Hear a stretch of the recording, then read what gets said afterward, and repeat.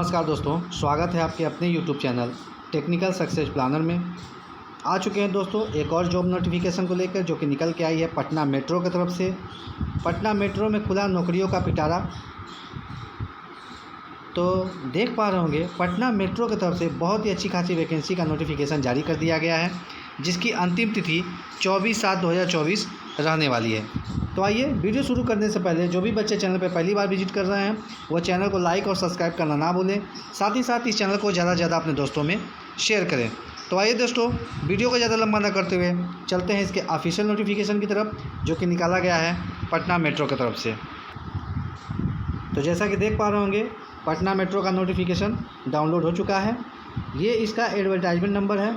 8/7/2024 को इस नोटिफिकेशन को पब्लिश किया गया है। और ये जो वैकेंसी है ये संविदा के आधार पर वैकेंसी रहने वाली है।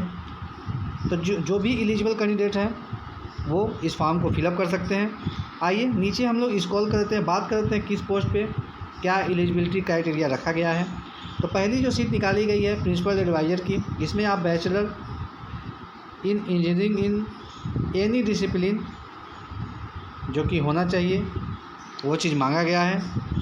साथ ही साथ इसका जो वर्क एक्सपीरियंस है वो 20 से 25 साल अगर आपके पास इस वर्क का एक्सपीरियंस है तो आप इस पोस्ट के लिए एलिजिबल हैं। एज की बात करें तो 70 साल मैक्सिमम एज मांगा गया है। बात कर लेते हैं अगली सीट, जो कि एडवाइज़र इंजीनियर सिविल मैकेनिकल और इलेक्ट्रिकल के लिए है। इसमें भी जो एजुकेशन क्वालिफ़िकेशन मांगा गया है वो bachelor in civil mechanical electrical engineering, इन तीनों में से सबका अलग अलग दिया गया है। तो या तो आपके पास सिविल में हो या मैकेनिकल या इलेक्ट्रिकल, तीनों में से किसी एक में अगर आपके पास बैचलर की डिग्री है तो आप इस पोस्ट के लिए एलिजिबल हैं। साथ ही साथ इसमें जो वर्क एक्सपीरियंस मांगा गया है वो 15 साल का वर्क एक्सपीरियंस मांगा गया है। इसका जो एज है वो देख पा रहे होंगे, जो मैक्सिमम एज रखा गया है वो 70 साल रखा गया है। बात कर लेते हैं अगली वैकेंसी एडवाइज़र ट्रैक्शन के लिए। इसमें भी bachelor in electrical electronics and communication मांगा गया है। इसमें भी वर्क एक्सपीरियंस 15 साल का होना चाहिए। इसका भी जो एज रखा गया है वो 70 साल है। अगली जो वैकेंसी है adviser rolling stock and operation, इसमें bachelor in civil electrical electronics and communication mechanical engineering में अगर आपके पास डिग्री है, साथ ही साथ 15 साल का वर्क एक्सपीरियंस है तो आप इस पोस्ट के लिए एलिजिबल हैं। इसकी जो एज रखी गई है वो भी 70 साल रखी गई है। अगली जो पोस्ट निकाली गई है एडवाइज़र प्लेसमेंट के लिए, इसमें आपके पास bachelor in engineering in civil mechanical electrical electronic and communication में आपके पास 20 साल का अनुभव है तो आप इस पोस्ट के लिए एलिजिबल हैं। इसमें भी एज की जो मैक्सिमम एज रखी गई है वो 70 साल है। तो जो भी एलिजिबल कैंडिडेट हैं वो इस फॉर्म को फिलअप कर सकते हैं। इसकी जो अंतिम तिथि है वो यहाँ पर देख पा रहे होंगे। और साथ ही साथ ये फॉर्म 9/7/2024 सुबह 11 बजे से फॉर्म का फिलअप होना स्टार्ट हो गया है। और इसकी जो अंतिम तिथि 24/7/2024 शाम 5 बजे तक आप इस फॉर्म को आवेदन कर सकते हैं। तो जो भी एलिजिबल कैंडिडेट हैं वो इस फॉर्म को ज़रूर फिलअप करें।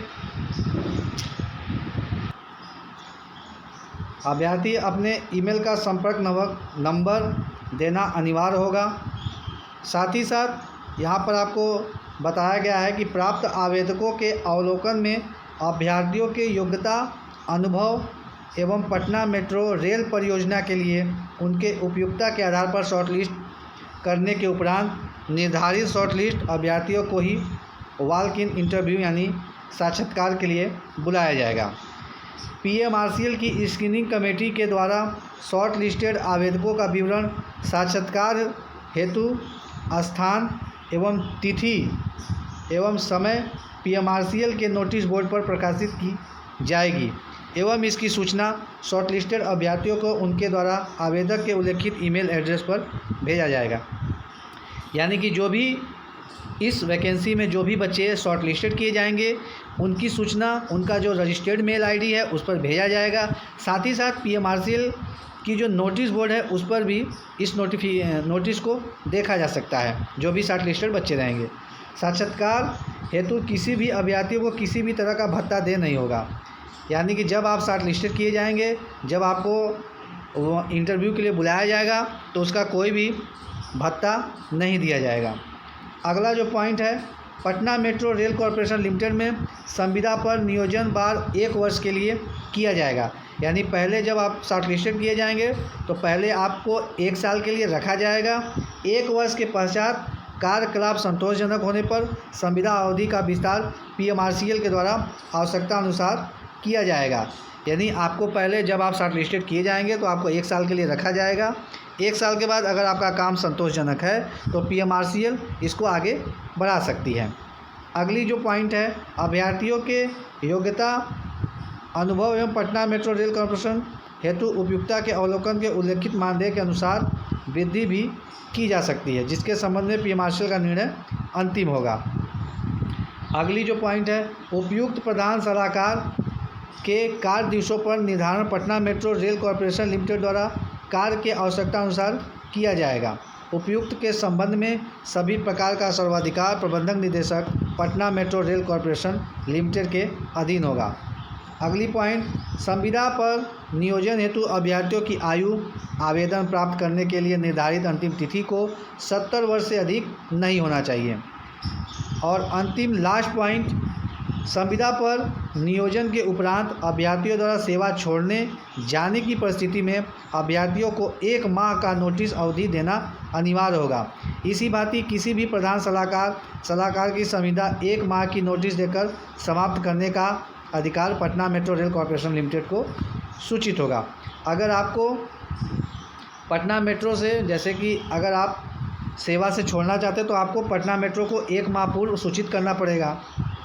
अगर आप चाहते हैं इस नोटिफिकेशन को डाउनलोड करके रीड करना तो आप state.bihar.government.in अर्बन पर जाकर इस नोटिफिकेशन को डाउनलोड कर सकते हैं, या फिर https://pmrconline.in पर जाकर इस नोटिफिकेशन को आप डाउनलोड करके पूरा रीड कर सकते हैं।